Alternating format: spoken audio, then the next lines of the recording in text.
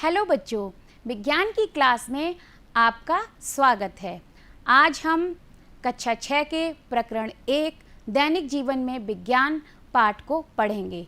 इस पाठ के अंतर्गत हम कृषि, यातायात, संचार, अंतरिक्ष, रक्षा, चिकित्सा आदि क्षेत्रों में विज्ञान के योगदान को जानेंगे तथा विज्ञान के दुरुपयोग से उत्पन्न होने वाली समस्याओं के बारे में भी हम जानेंगे। दैनिक जीवन में विज्ञान यानी कि साइंस इन डेली लाइव्स क्या है? दैनिक जीवन यानी कि जो हमारी पूरी दिनचर्या होती है, सुबह उठने से लेकर रात के सोने तक पूरे दिन में हम पूरी तरह से विज्ञान से घिरे हुए हैं। हमारे सारे काम विज्ञान के द्वारा ही संभव हैं। विज्ञान के द्वारा ही हम सुबह से रात तक के अपने सारे कार्य पूर्ण कर पाते हैं। बच्चों, पाठ को शुरू करने से पहले हम बात करते हैं विज्ञान। विज्ञान क्या होता है? विज्ञान एक विशेष ज्ञान है जिसके अंतर्गत अवधारणा करना, प्रश्न करना, अवधारणा बनाना, तथ्य बनाना एवं प्रयोग करना, इन सभी विधियों का होना शामिल होता है। तो विज्ञान की विभिन्न विधियों के बारे में हम यहाँ बताएंगे। विज्ञान की सबसे पहली विधि या चरण है प्रश्न करना यानी कि जिज्ञासा करना। इसके अंतर्गत जब हम किसी घटना को देखते हैं तो हमारे मन में प्रश्न उठता है। विज्ञान का अगला चरण है परिकल्पना करना यानी कि हाइपोथेसिस, कोई भी अवधारणा को बनाना। उसके बाद अगली विधि है पूर्वानुमान यानी कि प्रिडिक्शन करना यानी कि कोई भविष्यवाणी बनाना। अगला चरण है विज्ञान का विश्लेषण। इसके अंतर्गत हम बहुत सारे अध्ययन करते हैं और बहुत सारे आंकड़ों को एकत्रित करते हैं, उसके ऊपर हम अपने प्रयोगों को करते हैं। तो विज्ञान का अगला चरण है प्रयोग करना। प्रयोग करना, विश्लेषण करना और पूर्वानुमान लगाना, ये तीनों विधियां निरंतर लगातार आपस में चलती रहती हैं जब तक कि कोई निष्कर्ष ना निकले। अब हम आ जाते हैं अपने टॉपिक पर, दैनिक जीवन में विज्ञान की देन। दैनिक जीवन में विज्ञान की देन अगर हम देखें तो हमारे चारों तरफ जो उपकरण हैं, चारों तरफ जो चीज़ें हैं, वो सभी विज्ञान ने दी हैं। जैसे कि ये बल्ब आप देख रहे हैं, ये हमें प्रकाश देता है। इसी तरह से कई दैनिक जीवन में उपयोग होने वाली प्रकाश देने वाली चीज़ें हैं, ट्यूबलाइट्स या CFL। अब हम आगे देखते हैं कि ये टीवी जो मनोरंजन का साधन है, इसी तरह से कंप्यूटर हुआ या फ़ोन हुआ, ये भी हमारे मनोरंजन के साधन हैं। ये साइकिल, दो पहिए के वाहन जिसमें मोटरसाइकिल, स्कूटी, अन्य साधन आते हैं, इनसे हम एक स्थान से दूसरे स्थान पर जा सकते हैं, जिनसे हमारा समय बचता है। बच्चों, आग के बारे में तो आप जानते ही होंगे, इसका हमारे दैनिक जीवन में बहुत ही उपयोग है। इसके बिना तो हमारा जीवन संभव ही नहीं है। इसकी खोज ने हमारे जीवन में एक क्रांति सी ला दी है, क्योंकि आग के द्वारा ही हमारा भोजन तैयार होता है और हमें ऊर्जा मिलती है और हम अपना पूरा कार्य को करते हैं, अपना जीवन निर्वाह कर पाते हैं। फ़ोन का इस्तेमाल आजकल हर जगह हो रहा है। ये हमारे लिए अति आवश्यक बन गया है। फ़ोन के द्वारा हम अपने कई कार्यों को पूर्ण कर पाते हैं, हम अपनी शिक्षा ले पाते हैं, हम मनोरंजन के लिए भी इसे उपयोग में लाते हैं। बस यानी कि 4 पहिए का वाहन, इसी तरह और भी कई वाहन हैं जिसमें ट्रक, कार, इस तरह के उपकरण और साधन शामिल हैं, जिनका हम अपने विज्ञान के द्वारा ही उपयोग करना सीखे हैं, जिनसे हमारी जो जीवन है वो बहुत ही सुविधाजनक बना है। बच्चों, हम बात करते हैं हमारी किचन में जो उपकरण उपयोग में आते हैं, बहुत सारे, जैसे कि कुकर हुआ, सोलर कुकर हुआ, प्रेशर कुकर हुआ, इस तरह के उपकरण और कई सारे ऐसे उपकरण हैं जिनके द्वारा हम अपने घरेलू काम कर पाते हैं। इसी के अंतर्गत आता है कंप्यूटर्स आजकल बहुत उपयोगी हो गया है। इसके द्वारा हम बहुत सारी जानकारियाँ प्राप्त करते हैं, हम अपने बहुत कार्यालय के कार्य निपटाते हैं। इसमें हम अपनी बहुत सारी चीज़ों को, मेमोरीज़ को सेव भी कर सकते हैं और ये हमारे लिए बहुत ही सुविधाजनक बन गया है और हमारा जीवन बहुत ही आसान बना है। इसी कड़ी में आता है पंखा, यानी कि जब गर्मियों में हमें गर्मी लगती है तो हम पंखा यानी कि एसी और भी कई ऐसे उपकरण हैं जो हमें ठंडक पहुंचाते हैं और जिनसे हमारा जीवन सरल बनता है, सुविधाजनक बनता है और हमें आराम मिलता है। बच्चों, विज्ञान का कार्य है हमारे जीवन को सरल बनाना, सुगम बनाना। बच्चों, उपग्रह का भी हमारे दैनिक जीवन में बहुत ही बड़ा योगदान है। अब आप सोच रहे होंगे कि ये उपग्रह का हमारे जीवन में कैसे योगदान है, ये तो हमारे आसपास नहीं है और ना ही हम इसके बारे में जानते हैं। तो मैं बताना चाहती हूँ कि उपग्रह से हमारे दैनिक जीवन में कई सारे ऐसी चीज़ें होती हैं, कई सारे ऐसे कार्य होते हैं जो इसके द्वारा ही संभव हैं। जैसे कि आप जब बैठे अपने किसी रिश्तेदार से बात करते हो या फिर फ़ोन पर किसी को हम मैसेज देते हैं या हमारी फ़ोन पर किसी अन्य दोस्त से या किसी रिलेटिव से बात होती है तो वो इसी उपग्रह के द्वारा ही संभव हो पाती है। या हम बताएं कि जब हमें किसी दूसरे व्यक्ति का या अपने किसी जानने वाले की लोकेशन या उसकी स्थिति के बारे में पता लगाना होता है तो उसमें ये उपग्रह बहुत हेल्प करता है। तो इस तरह से हम उपग्रह की योगदान के बारे में जान सकते हैं। अब हम बात करते हैं कि ये उपग्रह काम कैसे करता है। आप सोच रहे होंगे कि ये कैसे हवा में लटका रहता है और ये किस तरह से हमारे कार्यों में मदद करता है। बच्चों, मैं बताना चाहती हूँ कि आप सभी को ज्ञात है कि पृथ्वी पर गुरुत्वाकर्षण बल काफ़ी अधिक होता है, जिसकी वजह से हम कोई भी वस्तु जब हम ऊपर उठाते हैं तो वो सीधे नीचे आती है। तो लेकिन ये उपग्रह ऊपर कैसे टिका रहता है, तो आप लोग ज़रा ध्यान से देखिएगा। उपग्रह एक ऐसी, इस तरह से मान लीजिए कि ये उपग्रह है और मैं एक बड़ा ऑब्जेक्ट हूँ, यानी कि ग्रह। उपग्रह क्या होता है, कोई भी छोटा ऑब्जेक्ट बड़े ऑब्जेक्ट के जब लगातार चक्कर लगाता है और समान गति से चक्कर लगाता है तो वो इस तरह से हवा में टिका रहता है। वो इसलिए टिका रहता है क्योंकि जो पृथ्वी का गुरुत्वाकर्षण बल होता है वो उसका जो प्रभाव है उस वस्तु पर प्रभाव पूरी तरह से नगण्य हो जाता है, यानी कि बिल्कुल कम हो जाता है और वो अब उस पर हावी नहीं हो पाता। तो इस तरह से वो वस्तु हवा में पूरी तरह से टिकी रहती है। जैसे कि अगर मैं इस ऑब्जेक्ट को लगातार एक समान गति से घुमा रही हूँ तो ये चल रहा है, अगर समान गति में अगर मैं कोई अंतर लाती हूँ तो ये अचानक से नीचे आ जाता है। जैसे आप देख पा रहे हैं, मैंने जैसे ही गति में परिवर्तन लाया तो ये नीचे आ गया। तो इस तरह से उपग्रह ऊपर टिका रहता है और हमारे कार्यों में मदद करता है। उपग्रह के दोनों तरफ सोलर पैनल होते हैं जो उसे लगातार ऊर्जा प्रदान करते हैं और जिससे वो वहाँ पर वर्क करता है। उपग्रह में ट्रांसमीटर और रिसीवर्स होते हैं जिससे वो मैसेज हमें देते हैं और लेते हैं, और धरती पर बैठकर हम उसको कंट्रोल भी कर सकते हैं क्योंकि उसमें रिमोट मॉनिटरिंग भी होती है। और उसके अंतर्गत बड़े बड़े कैमरे भी लगे होते हैं। किसी किसी उपग्रह में स्कैनर होते हैं जिसके द्वारा वो पिक्चर्स हमें नीचे भेजे जाते हैं। तो इस तरह से उपग्रह कार्य करता है। ये कई तरह के होते हैं जिनका साइज़ टीवी के बराबर भी हो सकता है और एक बड़े ट्रक के बराबर भी हो सकता है या उससे भी अधिक हो सकता है। तो इस तरह से हमने जाना कि विज्ञान ने हमें कितना कुछ दिया है, विज्ञान ने हमारी किस तरह से मदद की है और हमारा जीवन कितना सरल बनाया है, कितना सुविधाजनक बनाया है। बच्चों, अब हम आगे बात करते हैं परंपरागत एवं वर्तमान समय में विभिन्न क्षेत्रों में विज्ञान के उपयोग, यानी कि पुराने समय में विज्ञान के क्या क्या आविष्कार थे और किस तरह के उपकरण हम अपने उपयोग में लाते थे, और उसके बाद अब वर्तमान समय में उन उपकरणों की जगह हमने किन उपकरणों को दे दी है या हम अभी वर्तमान समय में कैसे कैसे साधनों का उपयोग कर रहे हैं, हम इसके बारे में अब बात करेंगे। तो ऐसे कई क्षेत्र हैं जिसमें हम विज्ञान का उपयोग करते हैं। सबसे पहले हम बात करते हैं भोजन की। बच्चों, भोजन हमारे लिए अति आवश्यक है।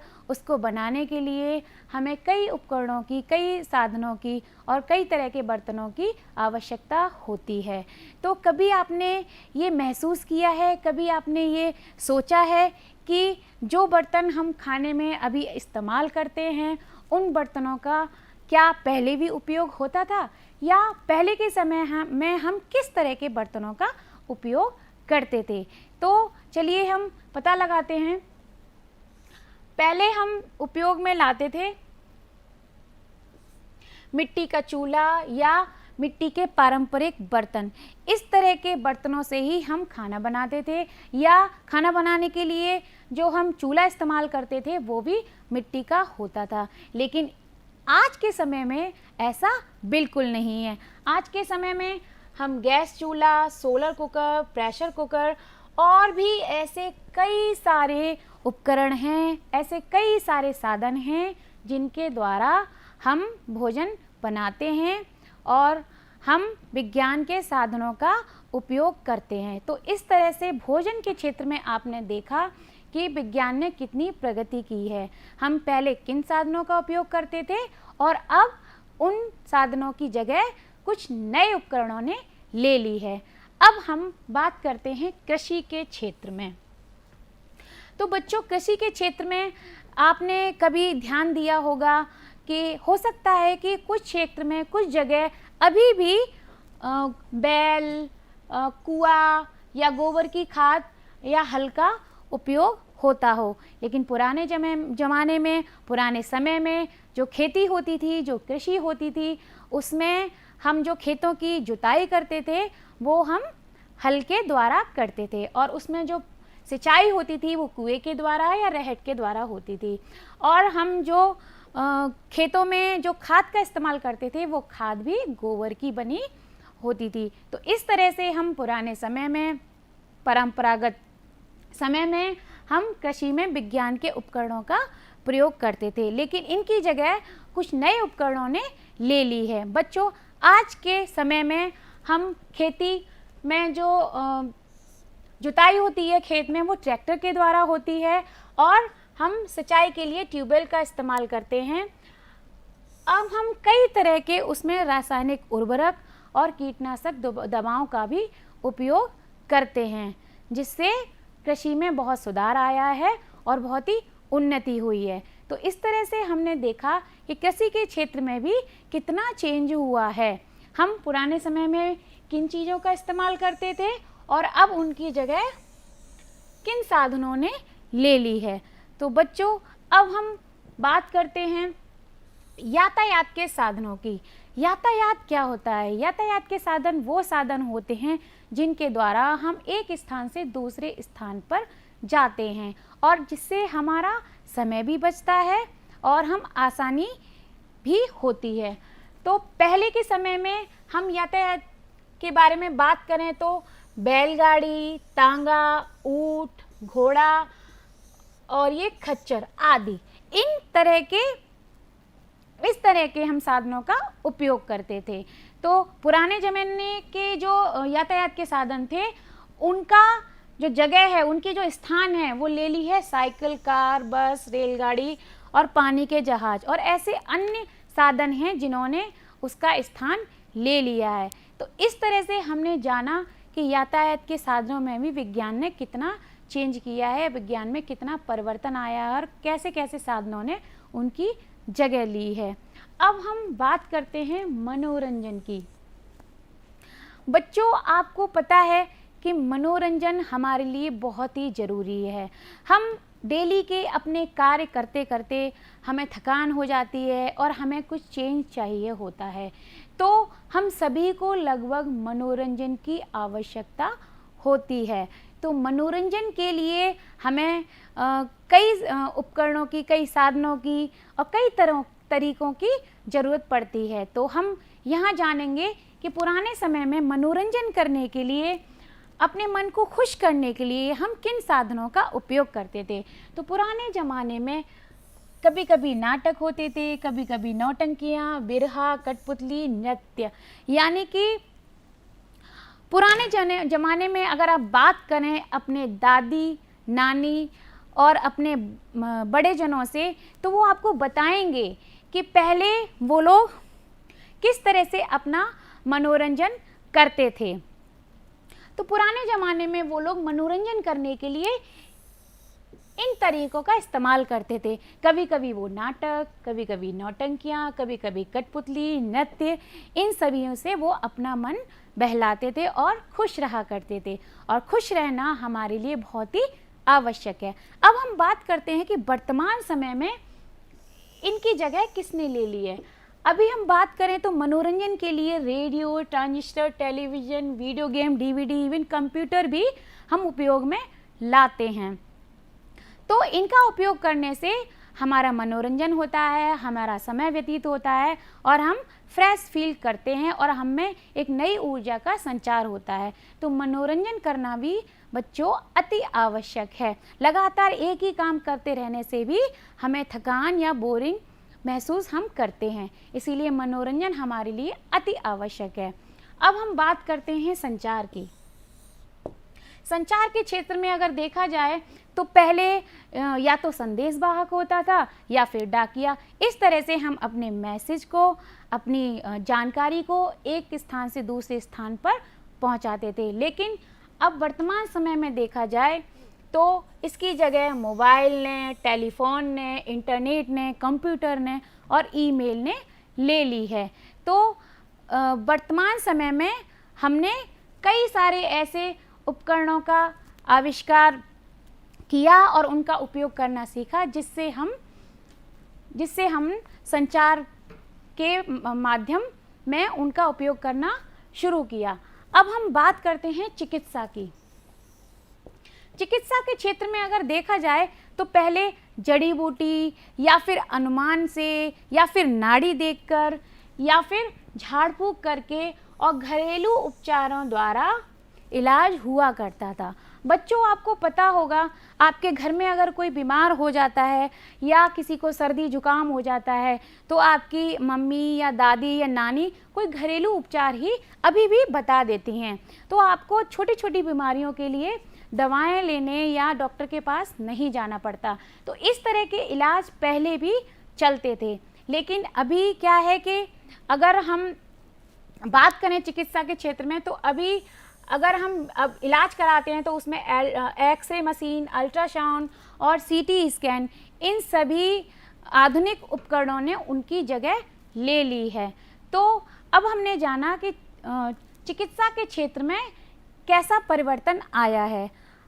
अब हम बात करेंगे शिक्षा के क्षेत्र में। शिक्षा के क्षेत्र में पहले गुरुकुल प्रणाली हुआ करती थी। गुरुकुल हुआ करते थे, आश्रम हुआ करते थे, वहाँ पर उनकी शिक्षा होती थी। तो और विद्यालयों में भी शिक्षक पढ़ाते थे। लेकिन इस समय इनकी जगह ले ली है इंटरनेट ने, कंप्यूटर ने, ओवरहेड प्रोजेक्टर ने और एडिशेट ने। इस तरह से हम आज की शिक्षा पूर्ण करते हैं और हम फ़ोन के द्वारा भी पढ़ सकते हैं। अब हम बात करते हैं अंतरिक्ष के बारे में। तो अंतरिक्ष में पहले जब हम अंतरिक्ष के बारे में जानकारी लेते थे तो वो एक साधारण दूरबीन के द्वारा लिया करते थे, लेकिन उसकी जगह अब मंगलयान, चंद्रयान और रडार ने ले ली है। इसके अलावा भी ऐसे कई उपकरण हैं जिनके द्वारा हम अंतरिक्ष के बारे में जानकारी प्राप्त करते हैं। अब हम बात करते हैं रक्षा के क्षेत्र में। रक्षा के क्षेत्र में हम पहले उपयोग में लाते थे तलवार, तीर, धनुष आदि। इनके द्वारा हम अपनी रक्षा करते थे। लेकिन वर्तमान समय में हम पिस्तौल, मिसाइल, परमाणु बम और बंदूक, इन सब के द्वारा अपनी रक्षा करते हैं। तो बच्चों, ये तो विज्ञान के उपयोग थे वर्तमान समय में और परंपरागत समय में। अब हम बात करते हैं विज्ञान के दुरुपयोग से उत्पन्न होने वाली समस्याएं। तो सबसे पहले हम बात करते हैं कि यातायात के जो साधन बढ़ते जा रहे हैं उसकी वजह से वायु प्रदूषण धरती पर बढ़ता जा रहा है और जीवन बहुत ही ज़्यादा कष्टदायक हो गया है। अब हम बात करते हैं कि जो हम लगातार विज्ञान के उपयोग से लगातार विज्ञान के जो चमत्कार हो रहे हैं, विज्ञान के साधनों का जो उपयोग हम करते हैं, उसमें रासायनिक उर्वरक एवं कीटनाशक दवाएं भी हैं। उनका अत्यधिक उपयोग करने से जो मृदा का जो उपजाऊपन है वो ख़त्म हो रहा है, यानी कि मृदा प्रदूषण हो रहा है और जल प्रदूषण भी बढ़ रहा है। अब हम बात करते हैं भूजल में जो एकत्र जल है वो भी लगातार नीचे, उसका स्तर है वो नीचे गिरता जा रहा है, क्योंकि हम जो भूमिगत जल है उसका अत्यधिक दोहन कर रहे हैं, आवश्यकता से अनुसार, आवश्यकता से ज़्यादा हम उसका उपयोग कर रहे हैं, जिसकी वजह से भू स्तर नीचे खिसकता जा रहा है और फलस्वरूप कुएं और तालाब सूखते जा रहे हैं। अब हम बात करते हैं कि लगातार बढ़ते हुए वाहनों से जो तीव्र ध्वनियाँ बढ़ रही हैं, उनसे भी हमारे धरती पर जो मनुष्य हैं, मानव हैं, उनका मानसिक संतुलन बिगड़ रहा है और कई तरह की मानसिक बीमारियां हो रही हैं। अब हम बात करते हैं रेडियोधर्मी विकिरण के कारण पृथ्वी पर कई तरह की बीमारियां या कई तरह के संकट आए हुए हैं। तो इस तरह से रेडियोधर्मी जो विकिरण हैं, उन्होंने भी हमारे जीवन को अत्यंत कष्टदायक बनाया है। अब हम बात करते हैं परमाणु बम की। आप जानते होंगे कि नागासाकी और हिरोशिमा में जब बम गिरा था तो उसमें कई सारे जीवन नष्ट हुए थे, जिसका असर आज तक देखा गया है। कई पीढ़ियों तक उसका असर देखा गया और मानव जाति का जो विनाश हुआ था, उस जैसा विनाश आज तक नहीं हुआ। पृथ्वी पर जो रेफ्रिजरेटर और एसी यूज किए जाते हैं, उनसे निकलने वाली क्लोरोफ्लोरोकार्बन जो गैस है, उससे भी हमारी धरती पर कई तरह के संकट आते हैं। जो हमारी ओजोन परत है वो प्रभावित होती है और उसमें जो गैसेस निकलती हैं, जिसकी वजह से जो ओजोन परत का जो क्षरण हो रहा है, उस परावैंगनी किरणें जो सूर्य की तरफ से आती हैं, वो हमारी धरती को बहुत ही ज़्यादा नुकसान पहुंचा रही हैं, क्योंकि क्लोरोफ्लोरो गैस के निकलने के कारण जो ओजोन परत है वो हमारा एक तरह से सुरक्षा कवच है, उसका क्षरण होता जा रहा है और वो पूरी तरह से विघटित हो रही है। तो इस तरह से हमने जाना कि विज्ञान के दुरुपयोग से कितनी समस्याएं हमारी धरती पर उत्पन्न हो रही हैं।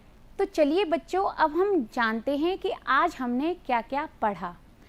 हमने पढ़ा दैनिक जीवन में विज्ञान, पूरे दिन में, पूरी दिनचर्या में हमारे जीवन में विज्ञान का क्या उपयोग है, हमने इसके बारे में पढ़ा। उसके अंतर्गत हमने कई सारे उपकरणों के बारे में जानकारी ली और हमने पढ़ा कि विज्ञान क्या होता है। विज्ञान यानी कि प्रकृति का विशेष ज्ञान, एक क्रमबद्ध ज्ञान। विज्ञान वह ज्ञान है जिसमें किसी भी अवधारणा यानी कि किसी भी वस्तु का क्रमबद्ध, सुव्यवस्थित एवं सुसंगठित ज्ञान को प्राप्त किया जाता है, तो उसे हम विज्ञान कहते हैं। हमने विज्ञान की कई चरणों के बारे में भी पढ़ा।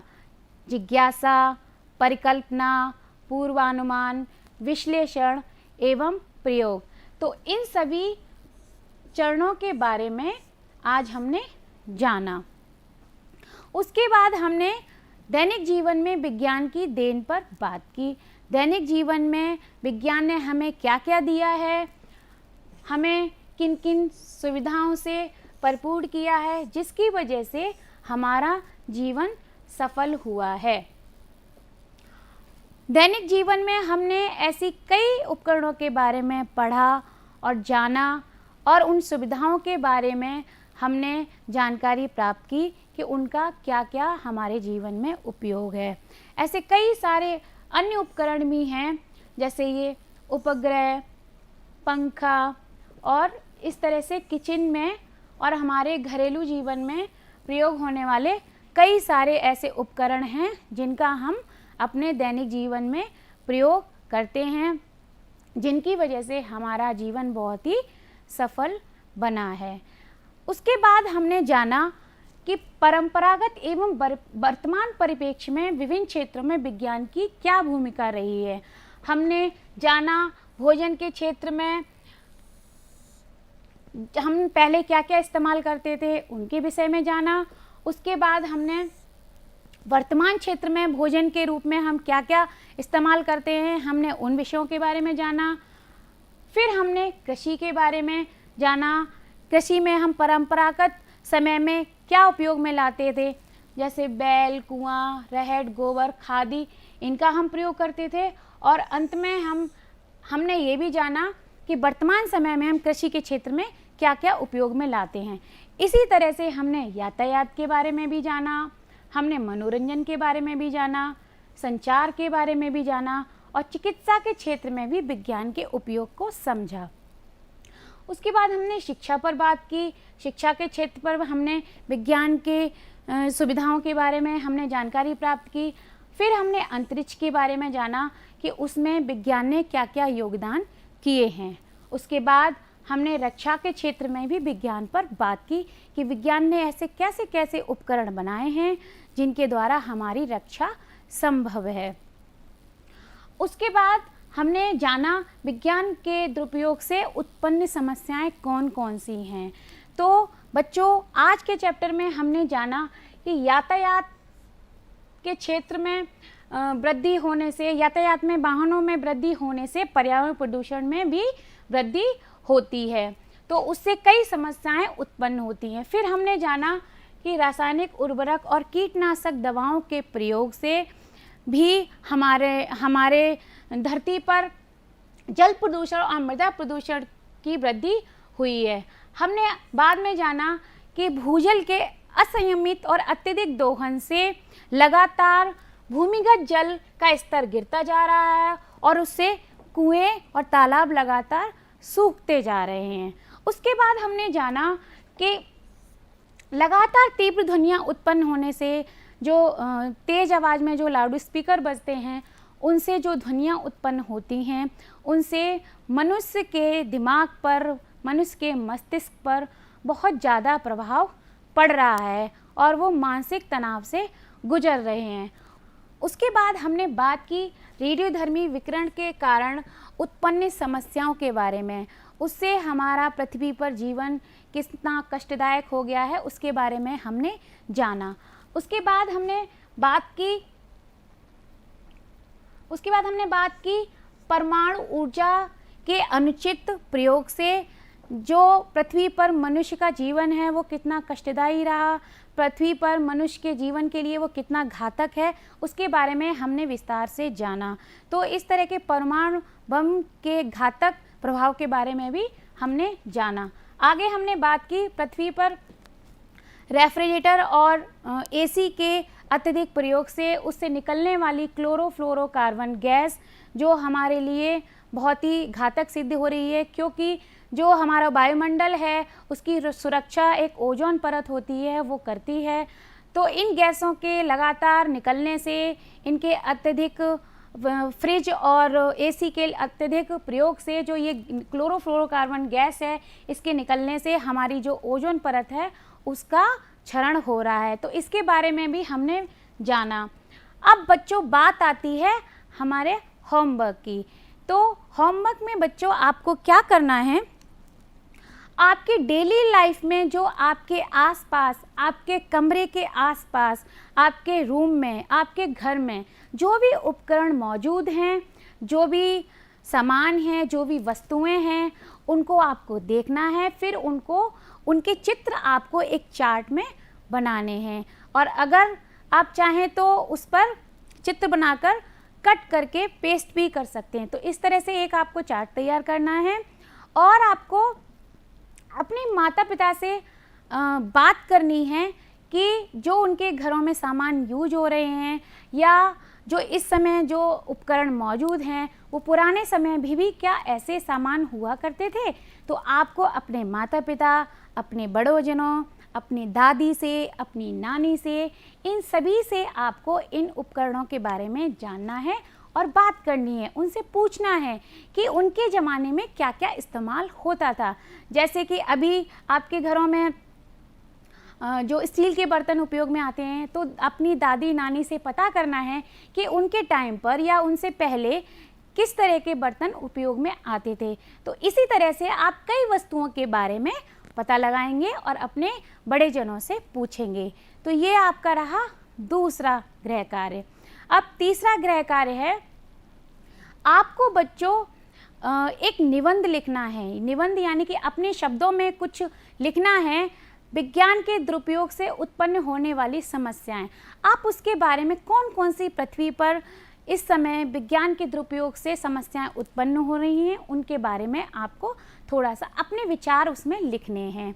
और अगर आप विचार ना लिख पाएँ तो उनके चित्र बना सकते हैं, तो आप उन समस्याओं के चित्र भी बना सकते हैं। तो ये तो बच्चों हो गई होमवर्क की बात। बच्चों अब हम बात करते हैं कि इस पाठ से हमें क्या सीख मिली, इस पाठ में हमने क्या जाना, इस पाठ से हमें क्या सीख मिली। तो इस पाठ से हमें सीख मिली कि हमें विज्ञान का दुरुपयोग नहीं करना चाहिए, विज्ञान के साधनों का हमें सही रूप से उपयोग करना चाहिए। इसी तरह से हम विज्ञान के बारे में, विज्ञान के उपकरणों का सही इस्तेमाल कर सकते हैं। तो अब बात करते हैं बच्चों हम नैतिक शिक्षा की। आप सभी पैर, अपने बड़े जनों के पैर तो छूते ही होंगे, अपने माँ बाप के, अपने बड़े जनों के। हो सकता है कुछ बच्चे नहीं छूते हों। तो बच्चों मैं आपको बताना चाहती हूँ कि पैर छूना हमारे लिए बहुत ही लाभदायक है। विज्ञान की माने तो हमारे शरीर को, जो हमारे शरीर का मस्तिष्क है उसको उत्तरी ध्रुव की तरह और पैरों को दक्षिणी ध्रुव की तरह माना गया है। जब हम किसी बुजुर्ग के या अपने से बड़ों के पैर छूते हैं तो माना जाता है कि उनकी ग्रेविटेशनल फोर्स के कारण, गुरुत्वाकर्षण बल के कारण जो उनकी ऊर्जा है वो पूरी तरह, उसका जो केंद्र होता है उनके पैर होते हैं। तो जब हम उनके पैर छूते हैं तो उनके पैरों की ऊर्जा हमारे शरीर में संचारित हो जाती है। तो इस तरह से सकारात्मक ऊर्जा हमारे शरीर में आती है। बच्चों हमारा शरीर में जो संचालन होता है वो हमारे मस्तिष्क के द्वारा होता है। तो जब हम आगे को झुकते हैं पैर छूने के लिए, तो जो हमारे शरीर की ऊर्जा है वो पूरी तरह से मस्तिष्क, जो हमारा केंद्र है शरीर का, वहाँ पर ऊर्जा का संचारण तेज़ी से होता है, ब्लड सर्कुलेशन बढ़ता है और हमारा शरीर सक्रिय हो जाता है। बार बार पैर छूने से, नीचे झुकने से, कभी पैर छूने के कई तरीके हैं। कभी हम पैर लेट कर छूते हैं, बैठ कर छूते हैं और झुक कर छूते हैं। तो इन कई तरीक़ों से जब हम पैर छूते हैं तो बच्चों हमारे शरीर का एक व्यायाम भी हो जाता है और हम स्वस्थ रहते हैं। तो किसी के पैर छूना एक विनम्रता का भाव भी प्रकट करता है। जब हम किसी के पैर छूते हैं, अपने से बड़ों के पैर छूते हैं, तो उनके लिए एक सम्मान भाव भी प्रकट करता है। तो पैर छूना बहुत ही अच्छी आदत है। आप सबको अपने से बड़ों के और माता पिता के रोज़ पैर छूने चाहिए, क्योंकि इससे एक तो आपका शरीर स्वस्थ रहता है, आपका व्यायाम होता है और हम दूसरे का सम्मान भी करते हैं तथा हमारा विनम्रता का भाव भी प्रकट होता है। तो इस तरह से हमने इस पाठ को आज जाना। अब हम मिलते हैं अपनी अगली क्लास में। Thank you.